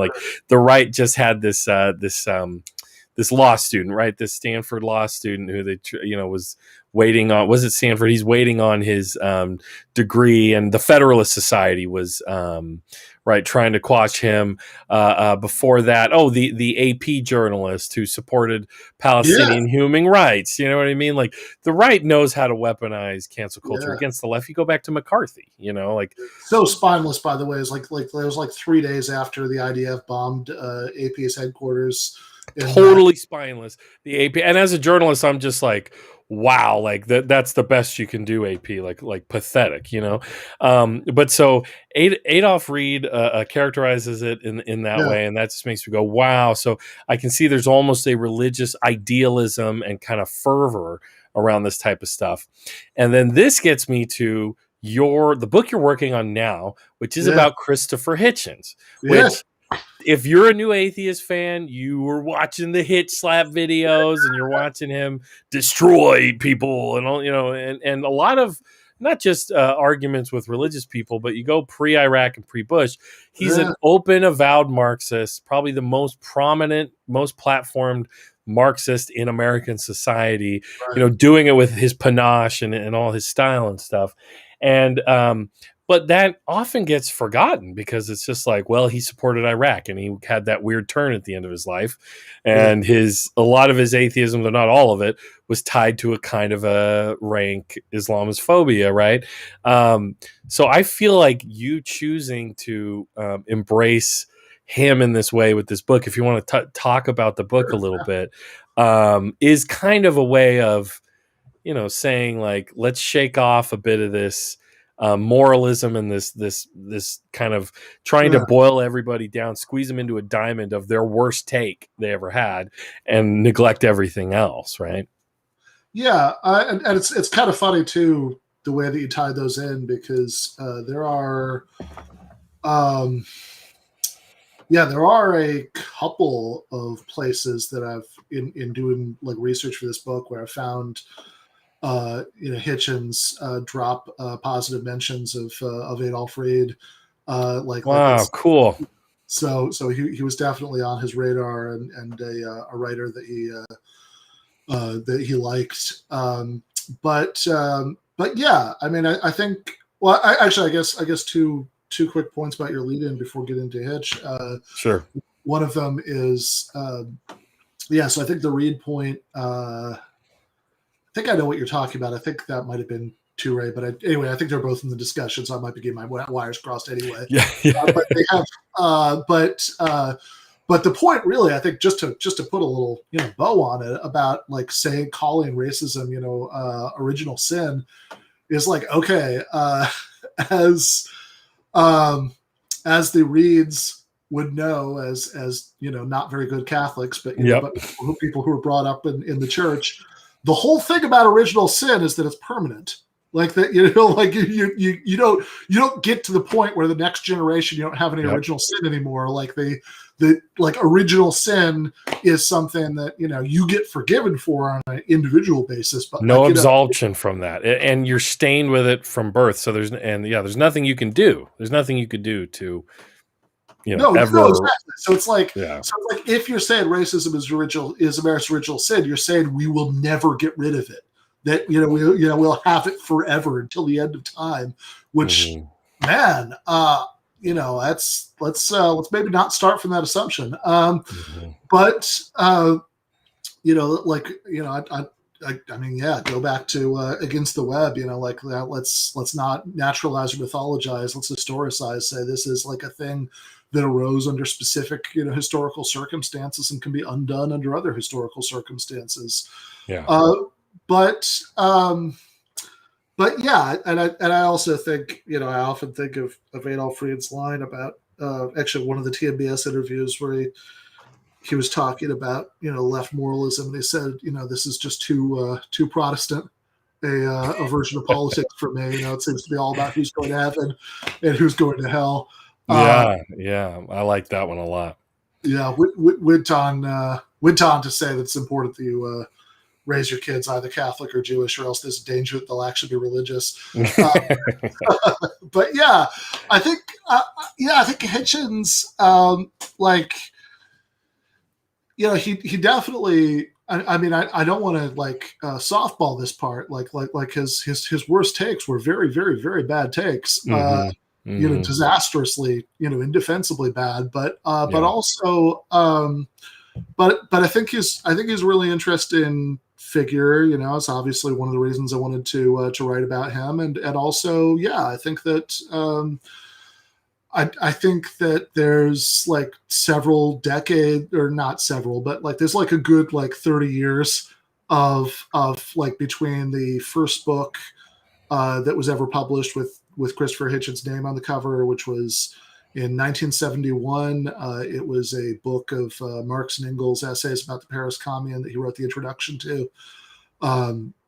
Nobody, yeah, nobody knows that like, you know, it's like it's a pretty deep cut, but that was the first one. If you don't, you know, if you're watching this and you want to read that and you don't have like an academic library, you can do interlibrary loan, which is what you'll have to do to get a hold of it. I can, you know, DM me, and I'm happy to send people the PDF. But I don't think the Hitchens family is going to watch this and get mad at me for that. But in between then and 2001, right? That's 30 years of writing where he says a lot of, you know, of like, I think in the vast majority of cases, very good stuff that's worth sort of introducing to a new generation. And even in the last 10 years, I think that it's obviously complicated, and there's some very, very bad you know, turns there in some ways, although I think it's also exaggerated sometimes, because I think that because of everything we've been talking about, that people want so badly to categorize everybody cleanly into the good basket or the bad basket, that that like, okay, what's a story that I can tell myself about Christopher Hitchens that will, like, you know, be reassuring to me. And if you're a, you know, anti-war leftist like I am, you know, then well, I don't know, he was just a sellout, or, you know, or he was just like a neocon at the end or something. Those are like very, like, you know, simple, reassuring, you know, morality tales. Whereas if you actually dig into it and say, like, I don't know, I mean, he was still like you read like Hitch 22, his memoir that came out in 2010, and see some of the stuff he says about Palestine in there, for example, like, you know, like he was still a very mixed bag politically, you know, right up until the bitter end. But he was a product of his time. I mean, he was a product of the 20th century. I actually have a quick clip, if you don't mind, please. me loading it up. So this was at a like an event for the Nation. I'm having to try to wrangle it really quick. This was at an event for the Nation, and he it's 50 years since the end of World War II.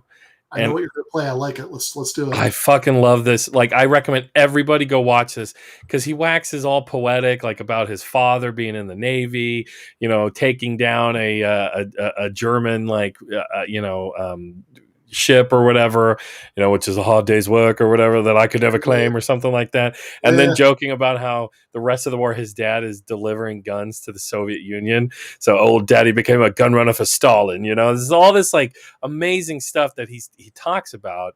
And then this kind of even includes a little bit of what we were talking about on Twitter about, like, how seriously should we take January 6th? How seriously should we take Trump and the far right and all this kind of shit? But he specifically mentions anti-fascism. And, you know, and as you mentioned in your book, in Canceling Comedians, like, you're one of the few, right, who heard that word before 2020 or 2018 or before Trump, you know. But let's just hear a little bit. Let's do it. Cool. And we used to, in our movement, in our pages and so on, say we'd give the title anti-fascist to the older comrades, to those who'd suffered and been through it and so on. We never thought, I think, many of us, that how soon we might have to earn this great title of honor. Let me try that again. For ourselves. Jeez. Though we were warned. You remember the end of Bertolt Brecht's play Arturo Ui, when the leader steps forward to the front of the stage after Hitler's body has turned to carrion, after all, at last, and says, well, this is the thing that nearly had us mastered, but do not think that that is all, you men, for though we rose up and we beat the bastard, the bitch that bore him is on heat again. And I think the stench of rubble and carrion and disinfectant from Oklahoma is a kind of a warning. And this time it's not digging out at the end, it's digging out at the beginning of a battle with reaction, with the Galenites and their descendants, and with those who wanted to turn yours, my democratic republic into an empire. KKK is Kinder, Kircher, and Kusha too. These rebels, as they call themselves, these anti-establishment figures, are nothing of the kind. They say they're against the government, they're lone pioneers and frontiersmen. Who are they? Where does Gordon Liddy come from if he isn't a pimp of the state? An incubus from the national security system. Where does Oliver North come from? Who dares say this man is a rebel or a dissident. He's an outgrowth of the government. So, yeah, that's very good stuff. yeah, I goofed up the video there. I'm still learning this Restream platform, but he starts by mentioning, like, we used to, as the term of endearment, call them these old timers anti-fascists. Little did we know we'd have to earn the title ourselves. Prescient shit, of course. He forgot all the fuck about that during the Bush administration. I will. Well, I will also say this though, that I think, like, yeah, and actually, so I'm resisting the temptation to start taking us to a deep dive on the new atheism stuff. Although that would be like an interesting discussion, but that'd be like an hour. So of course, yeah, I could do that. Because that's actually the stuff I've been writing, like, just now in the book is about that. But cool. and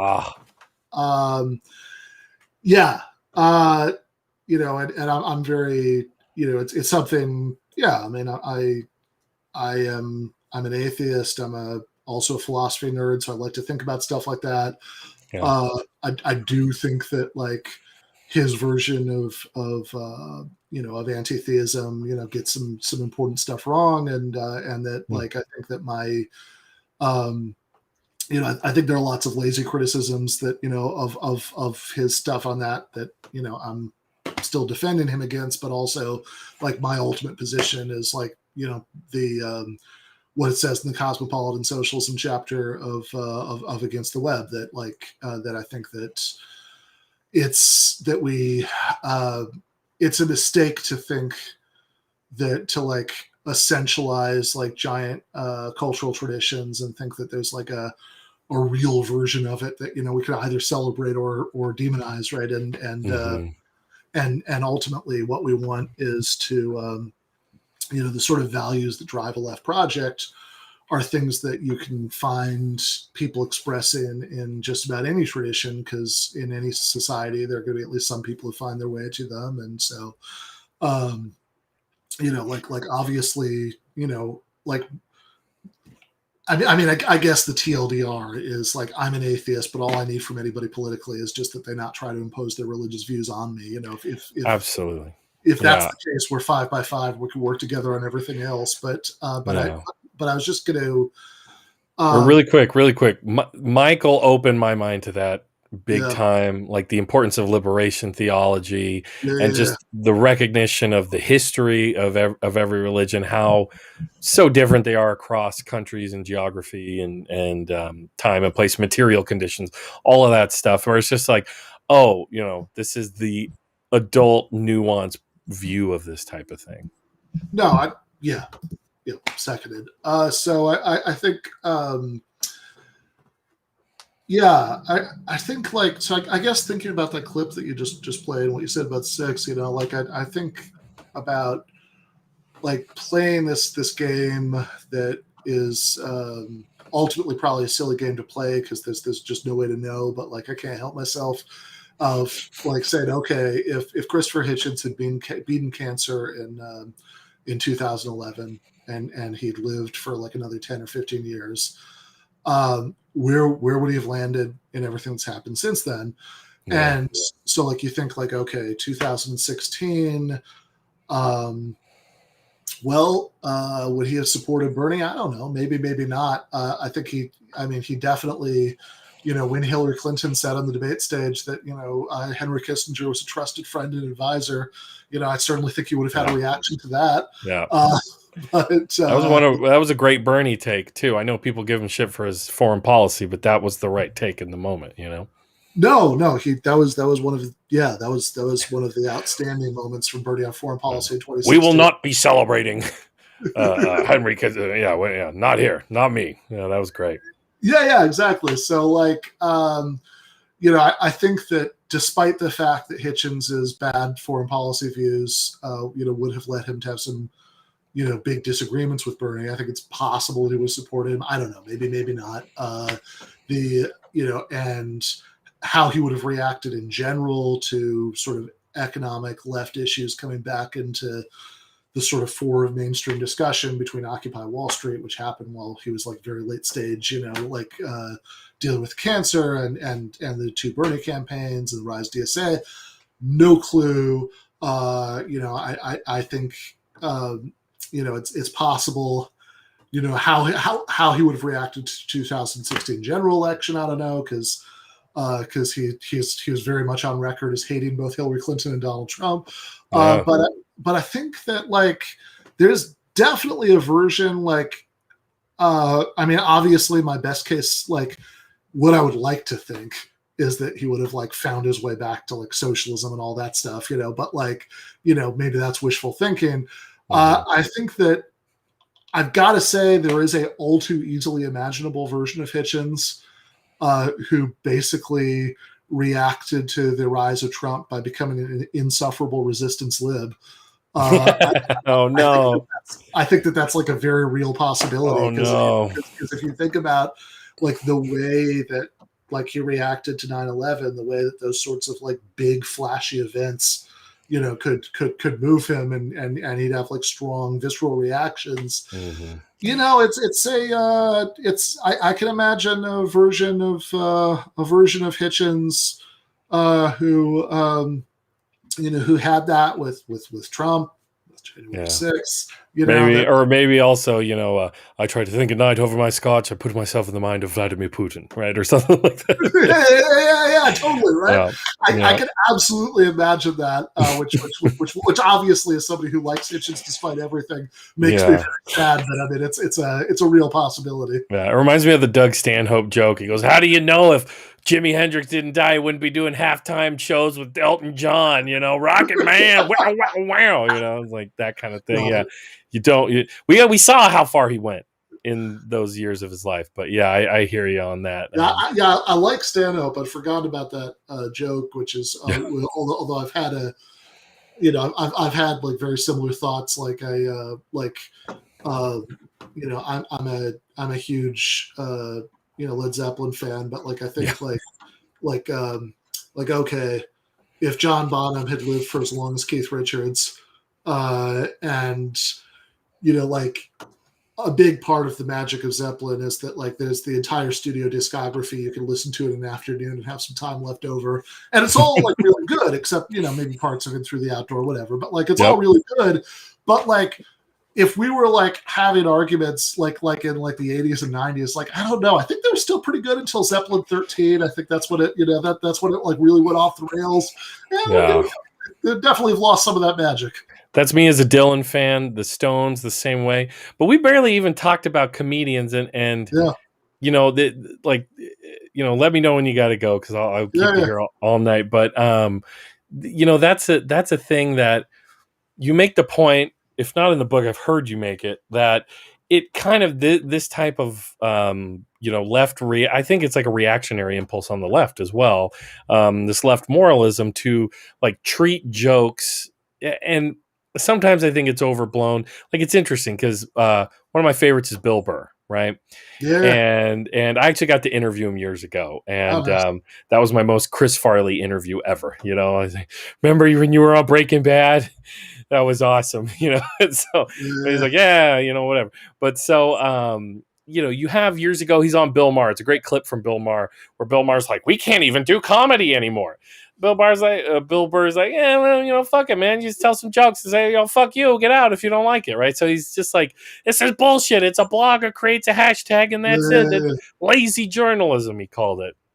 But then now, he will begin like every comedian does now. They will begin a special, just being like, everybody's gonna get mad at me, and you're gonna be getting on your blog and complaining about me, and it just drags down like every comedy special when you hear Chappelle, Burr, Joe Rogan, or whoever starting their, No, I mean, I think this is one of the things that that say in the book that, I mean, even though they like.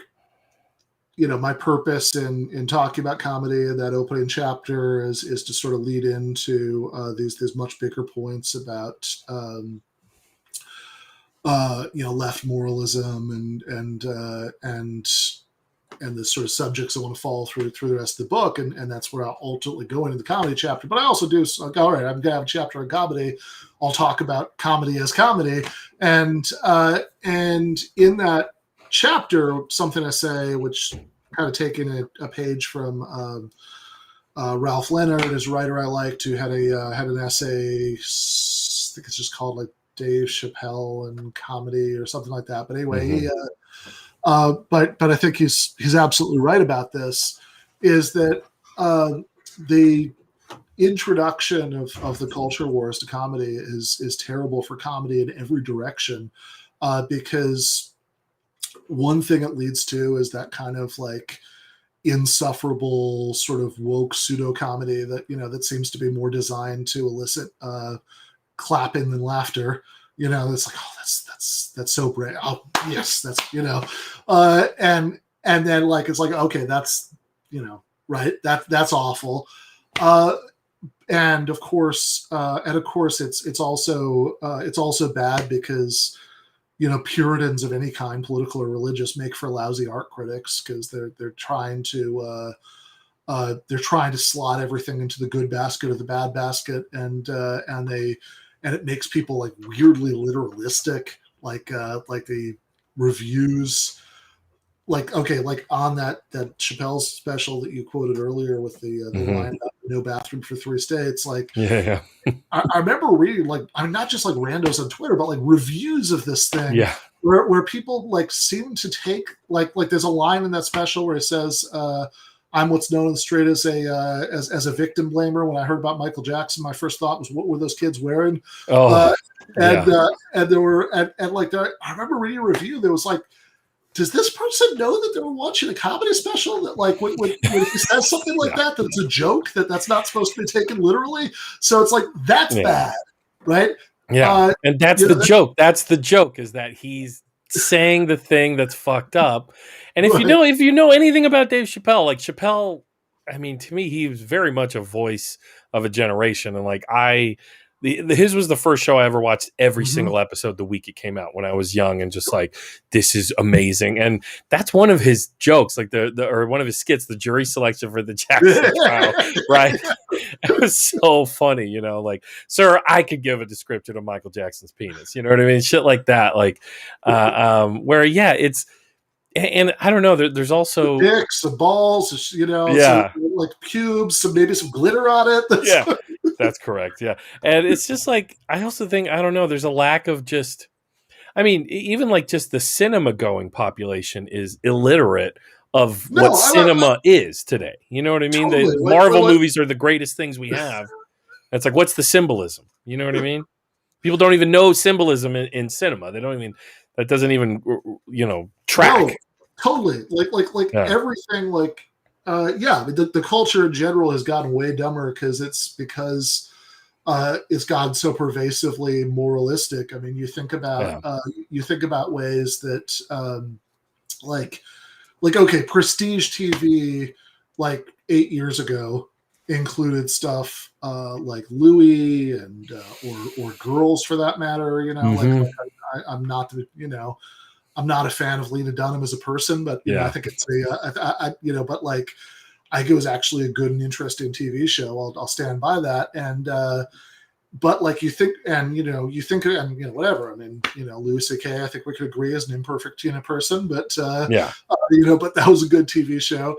And you think about shows like Louis or Girls, and which were all about these like characters on the show, like who were like transparent stand-ins, for their creators, and like the humor and the pathos of those shows were about like the creators sort of publicly wrestling with and milking humor from and sort of grappling with their own flaws.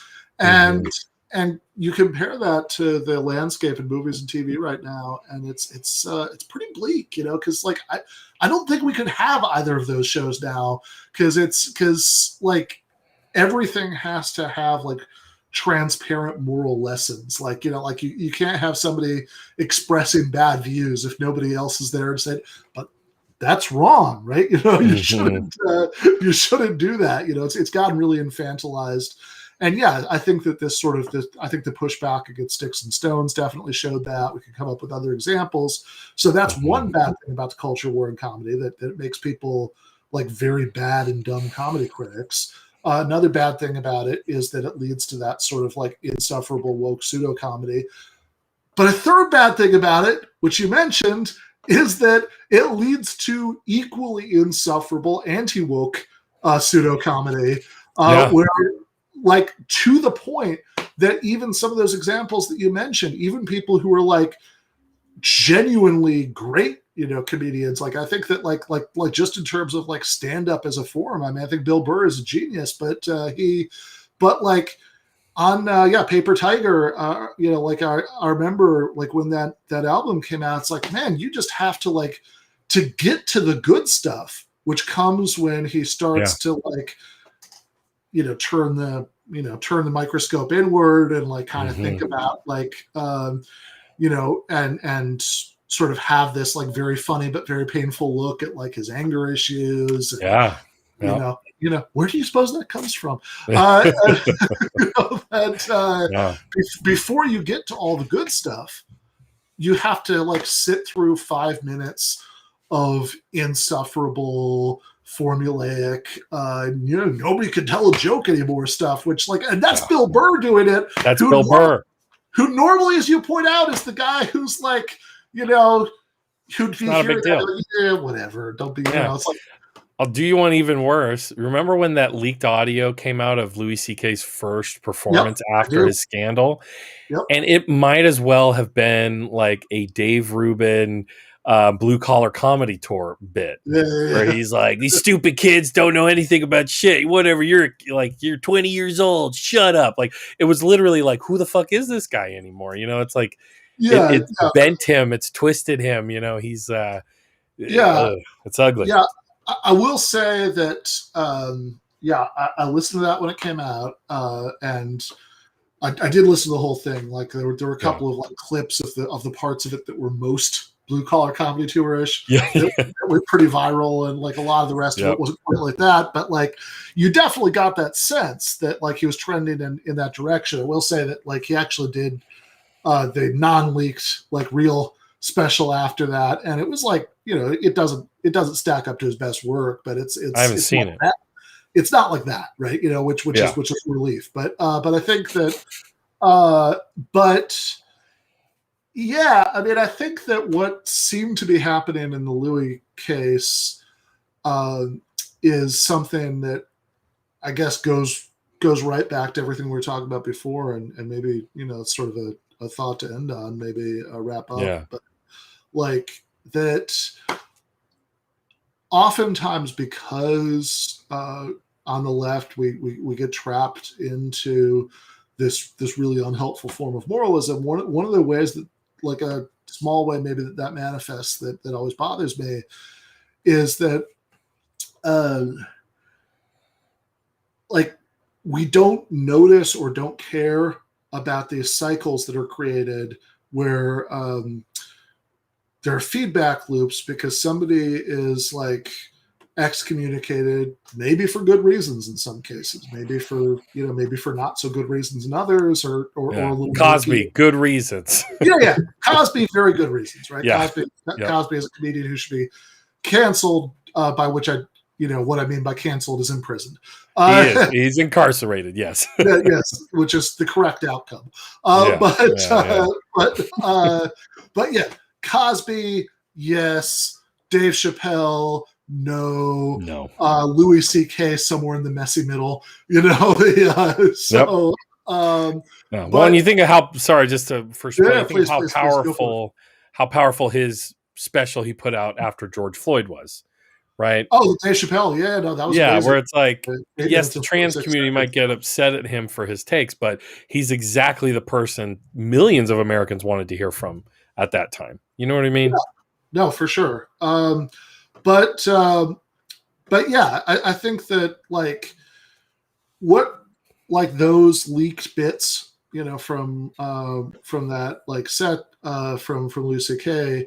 like what seemed to be going on there is something that makes perfect sense, that happens a lot, and that if somebody is excommunicated, so the people who they used to associate with no longer want to have anything to do with them, then they're going to find the people who still do, and then like they'll start hanging out with them. And it doesn't even have to be a cynical thing. Like it could be a completely sincere thing that like you like the people who you used to be around won't have you anymore. You find the people who still will.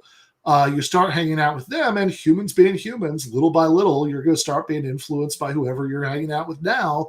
And so oftentimes these things become self-fulfilling. Like if you say like, oh, this person, because of some, take that they had that we didn't like or whatever, like it's like, oh, I think that they're like really like a reactionary now, cast them out into the outer darkness. Well, that itself can often lead people to drift to the right for exactly this reason. It's it's like a self-fulfilling kind of feedback loop, and like if you actually believe that somebody is like moving to the right or maybe is about to move to the right or something, the most counterproductive thing you can do is stop talking to them.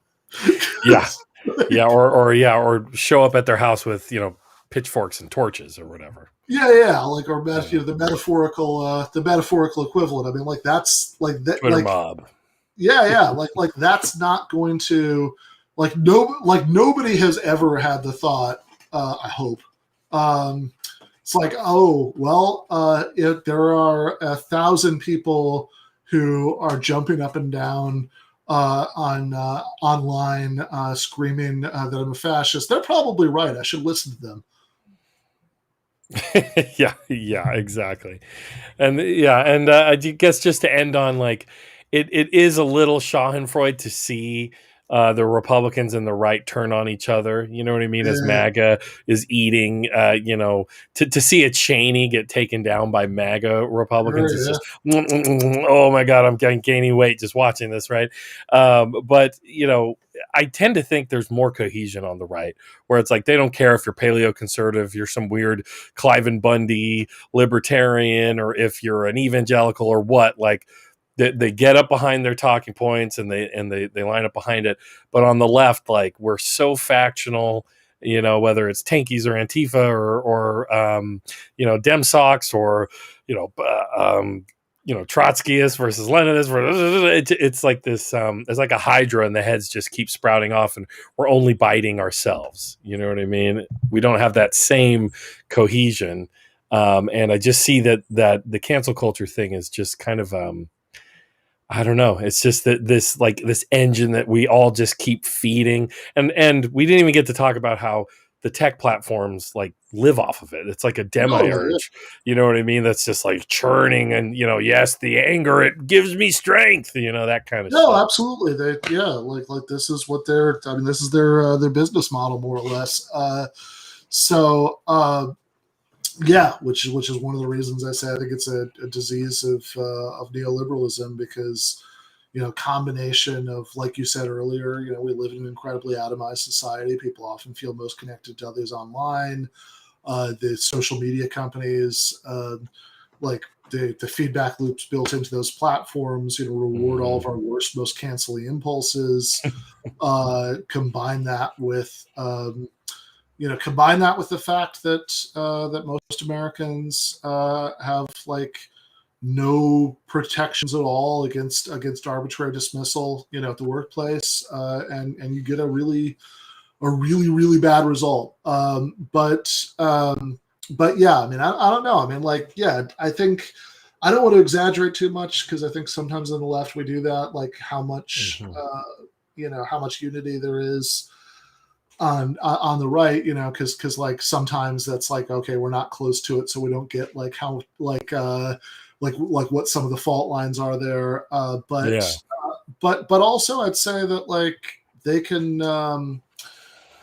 I think there probably is some truth to what you're saying, right? I mean, that's the sort of, I mean, it's like actually a very old cliche, right? That the left is always looking for heretics, to denounce. The right is always looking for converts to welcome.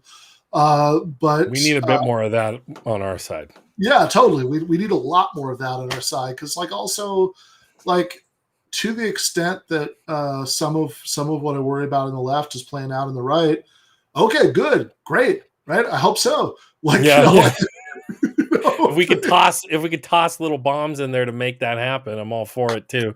But you know, there's so many libs who are just waiting to become leftists or be more radicalized, and no, they may not buy into every abolish this and you know, whatever other platform, force this thing or force that vote. Right. You know, they could be an ally. They could end up contributing to a you know, an avowed democratic socialist running for president, or who knows what else, right? Yeah. So the book is Canceling Comedians While the World Burns by Ben Burgis. Ben, I don't want to keep you any longer. Today is tomorrow where you are. So I really appreciate you coming on my my channel. It was a great discussion. Yeah, thanks, man. All right. Thanks for having me, brother. Have a good night, Ben. Take it easy. And everybody else, that was Ben Burgis. Give Them an Argument is his show. You also have his many books, his 2 books, Give Them an Argument, Logic for the Left, Canceling Comedians While the World Burns. That's from Zero Books. I bought it through Red Emma's, the co-op bookstore. You know, I mean, I'm not going to tell you where to buy it, but you could get it from them. It's a co-op bookstore for the hard copy. You know, do whatever you want. But I want to say thank you to everybody who's here. I got 12 of you still watching, 11 on Facebook, 1 on Twitch. Thank you. I will be back tomorrow, which would be June 4th, rather. Sorry. And for my regular Friday show, talking the news, got some local stuff, got some international, national, whatever. We're going to talk about all of it. Got some love here from the comment section. Evil Yoda, Ben the Man, Burgess, ladies and gents. You know, Trev Flat 5, so cool, brother Ben. Yeah, and Antonio, thank you for being here, and John Ross moderating. Thank you for doing that. J. Andrew World, he might have even gone to bed. I don't know. Andy could still be watching, but thank you all for being here.